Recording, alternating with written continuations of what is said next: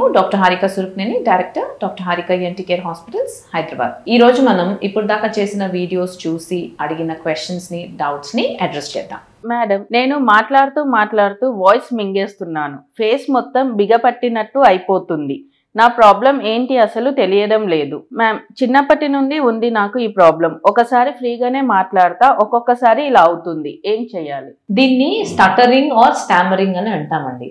So ఎప్పుడైతే అది usually చిన్నప్పటి నుంచి ఉంటుంది.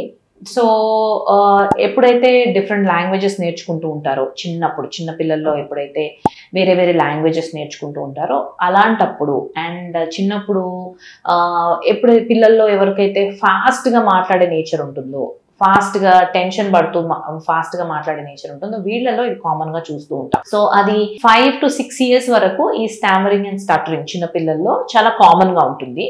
బట్ ఇన్ కేస్ అది 5 to 6 years తర్వాత కూడా అలానే కంటిన్యూ అవుతోంది అంటే కనుక దానికి ఇమీడియట్గా కొంచెం స్పీచ్ థెరపీ ఇవ్వడం ఆర్ మనమే మెల్లమెల్లగా మాట్లాడమని చెప్పడం, వాళ్ళని ఎక్కువ దాని మీద స్ట్రెస్ చేయకుండా, ఎక్కిరించకుండా, అంటే నువ్వు ఇలా మాట్లాడుతున్నావు అని వాళ్ళని ఇంకా ఎక్కిరించకుండా అలా చేస్తూ ఉంటే వాళ్ళకి మెల్లమెల్లగా తగ్గే అవకాశం ఉంటుంది. So but then in adults అది మనం చిన్నప్పుడు నెగ్లెక్ట్ చేసి అది అలానే కంటిన్యూ అయ్యి ఉంటే కనుక పెద్దవాళ్ళలో ఈ stammering and stuttering speech therapy ద్వారానో ఇంకొక ద్వారానో తగ్గించడం చాలా కష్టం. సో అది సెల్ఫ్గా వాళ్ళంతటి వాళ్ళు ఎప్పుడైతే ఎక్కువ స్ట్రెస్ పడుతూ ఉంటారో, ఎక్కువ ఏదైనా ఇంటర్వ్యూస్ అటెండ్ అయినప్పుడు కానీ, లేకపోతే ఏదైనా స్పీచ్ ఇవ్వాల్సి వచ్చినప్పుడు కానీ, ఇలాంటి ఎప్పుడైతే యాంగ్జైటీకి గురవుతూ ఉంటారో అప్పుడు ఈ స్టటరింగ్ అనేది బయటపడుతూ ఉంటుంది. క్యాజువల్గా ఎప్పుడైతే మాట్లాడుతూ ఉంటారో, సో ఏమైనా ఫ్రెండ్స్తో ఉన్నారు లేకపోతే ఫ్యామిలీతో ఉన్నప్పుడు చాలా క్యాజువల్గా మాట్లాడుతూ ఉన్నప్పుడు యూజువల్లీ ఈ స్టటరింగ్ అనేది మనం చూడం. బట్ ఇన్ కేస్ ఎప్పుడైతే యాంగ్షియస్గా, యాంగ్జైటీ ఆర్ ఇట్లా భయపడుతూ మాట్లాడుతూ ఉండటం కానీ, ఏదైనా టెన్షన్లో మాట్లాడుతున్నా కానీ ఈ స్టటరింగ్ అనేది మనం చూస్తూ ఉంటాం.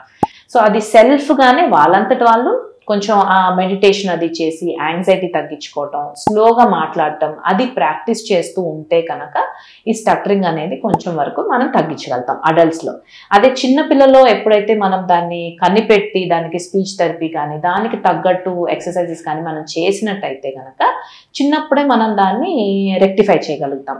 ఇన్ కేస్ అది పెద్దవాళ్ళలో వచ్చినప్పుడు మాత్రం అది స్పీచ్ థెరపీ ద్వారా అవ్వకుండా మన సొంతంగా ఎంతవరకు అయితే చేసుకోగలుగుతామో అంతవరకు మీరు యాంగ్జైటీ తగ్గించుకుని లేకపోతే స్లోగా మాట్లాడటం నేర్చుకోవడం చేయాల్సింది.